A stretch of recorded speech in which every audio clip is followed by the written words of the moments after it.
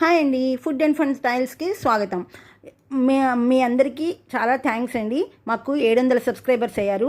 మీరు ఇంకా ఇలాగే మమ్మల్ని ఆదరించాలని కోరుకుంటున్నాము. ఇప్పుడు మనము ములక్కాడ టమాటా కలిపి కూర ఎలా చేయాలో చూసేద్దాం. మీరు ముందుగా మా ఛానల్ని సబ్స్క్రైబ్ చేసుకోండి.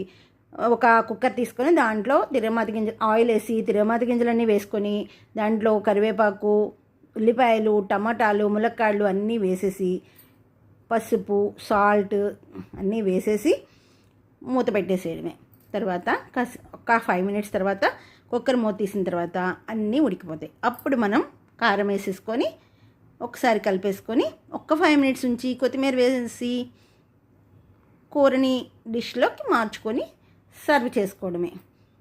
ప్లేట్లో అన్నం పెట్టేసుకొని కూర వేసేసుకోవడమే. మా ఛానల్ని సబ్స్క్రైబ్ చేసుకోండి, లైక్ చేయండి, షేర్ చేయండి.